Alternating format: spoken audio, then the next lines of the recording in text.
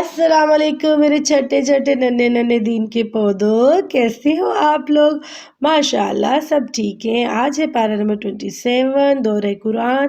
तो आपको पता है एक कौम थी, कौम लूत अलैहिस्सलाम की, और वो मर्द और मर्द आपस में गंदा काम करते थे।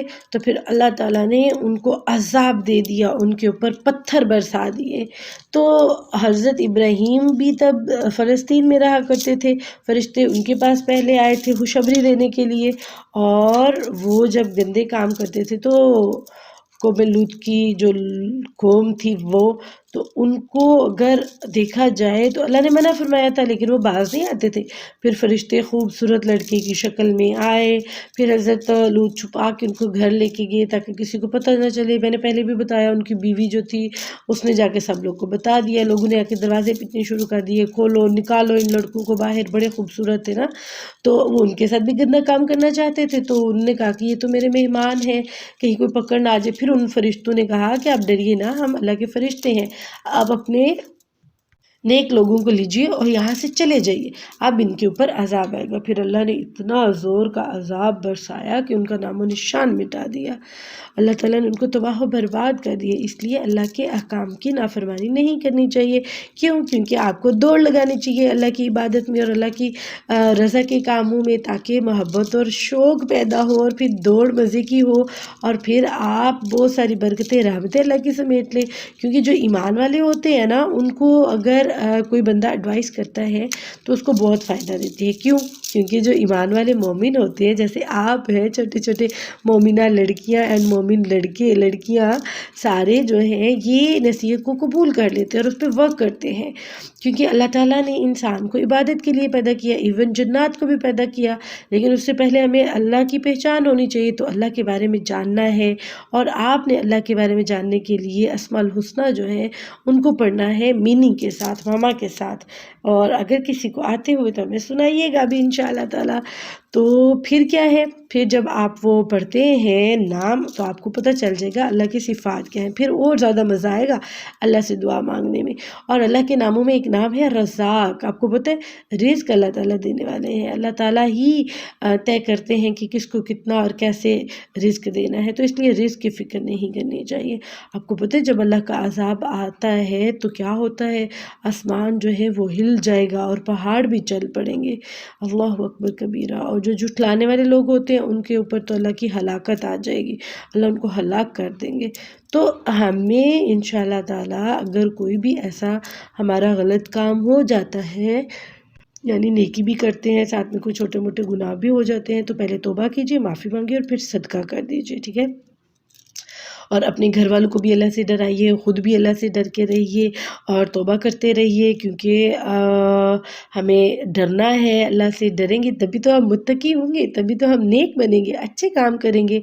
आपको पता है हज़रत नबी सल्लल्लाहु अलैहि वसल्लम को सब लोग कहते थे कि ये मजनू है, ये काहिन है, ये तो कुरान अपने पास से लेके आए हैं। तो अल्लाह ताला ने कहा कि ऐसा नहीं है, वो इन दोनों चीज़ों से पाक हैं बिल्कुल। और नबी के बारे में यानी हज़रत मोहम्मद सल्लल्लाहु अलैहि वसल्लम के बारे में ऐसा बोलना भी नहीं चाहिए, क्योंकि उनके पास जो भी बात आती है वो सच और हक होती है, और वो सुन्नतें होती हैं, और उन सुन्नतों पे अमल करने के लिए हमें किसी चीज़ की कोई प्रॉब्लम नहीं होनी चाहिए। एंड फ़ौरन सुन्नत जो है उसको करना चाहिए, क्योंकि एक सुन्नत का 100 शहीदों के बराबर अजर मिलता है। और आपको पता है एक ताकतवर फरिश्ता जो कि हज़रत जिब्राईल अमीन है, वो सिदरतुल मुंतहा जब मेराज पे गए ना, सिदरतुल मुंतहा पे रुक गए थे, और हज़रत नबी सल्लल्लाहु अलैहि वसल्लम में वहाँ पे रियल शक्ल में देखा तो उनके 600 विंग्स थे, पर थे उनके, 600 पर थे। और फिर वो आगे तो नहीं जा सकते थे, उन्होंने कहा कि मैं यहाँ रुकता हूँ, आप आगे चले जाइए। तो बताया जा रहा है कि जो सिदरतुल मुंतहा वाला दरख्त था ना, या वो जो मकाम था वो सिदरतुल मुंतहा, उसकी खूबसूरती तो हम बयान ही नहीं कर सकते। उसके ऊपर सोने के पतंगे थे और कई ज़्यादा रंगों से वो ढका हुआ था माशाल्लाह से। क़यामत में देखेंगे इंशाअल्लाह ताला, जन्नत में जब जाएंगे। फिर जो लोग थे वो बुतों की पूजा करते थे, और लात मनात उज़्ज़ा उनके खुद ही नाम रखते, खुद ही इबादत करना शुरू कर देते। तो अल्लाह ताला ने तो ऐसे कोई भी दलील नहीं दी थी।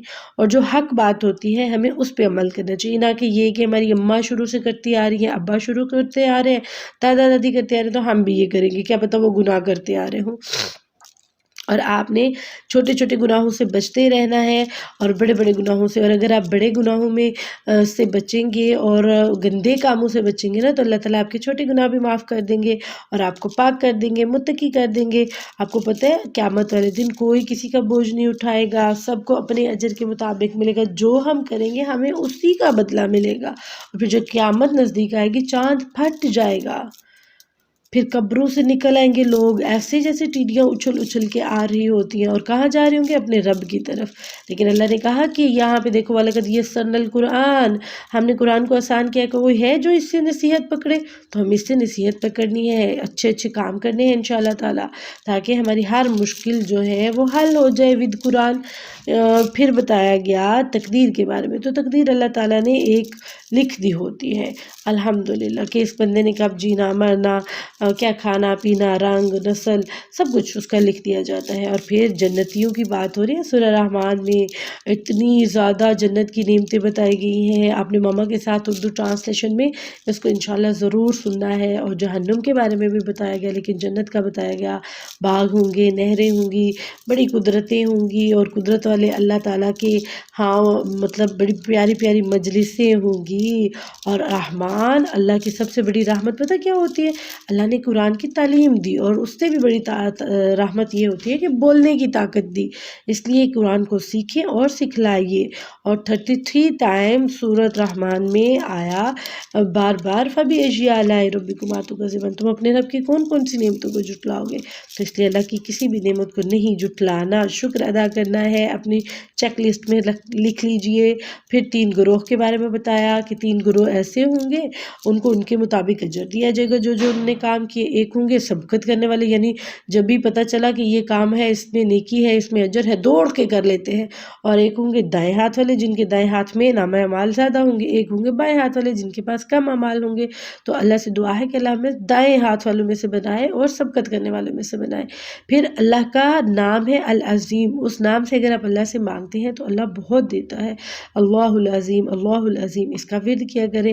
اور اللہ تعالیٰ وہی ہے جو اول ہے، آخر ہے، ظاہر ہے، باطن ہے، ہر چیز پر قدرت رکھنے والا، ہر چیز کو جاننے والا ہے۔ اور آپ کو پتہ ہے قیامت کے دن ایک مومن جو ہے اس کے پاس کیا ہوگا؟ اس کے پاس ہوگا نور، نور جو روشنی ایک ایسی ہوگی جو سامنے دوڑ رہا ہوگا نور، اور دائیں طرف دوڑ رہا ہوگا۔ جتنی نیکیاں ہوں گی اتنا زیادہ نور ہوگا۔ تو بس آپ پھر دائیں بائیں اپنے جو ہے نا بس نیکیاں کرنی شروع کر دیں، تاکہ زیادہ سے زیادہ ہم نور لیں اور قیامت والے دن وہ ہمیں فائدہ دے انشاءاللہ تعالیٰ۔ آج کا پارہ کمپلیٹ ہوا، اور اس میں ہم نے سیکھا ہے جو پوائنٹ مین وہ یہ کہ اللہ کے راستے میں بھاگتے بھاگتے ہم نے دوڑتے دوڑتے نیکیاں کرنی ہے زیادہ زیادہ، تاکہ ہم زیادہ سے زیادہ نور حاصل کر سکیں انشاءاللہ۔ السلام علیکم ورحمۃ اللہ۔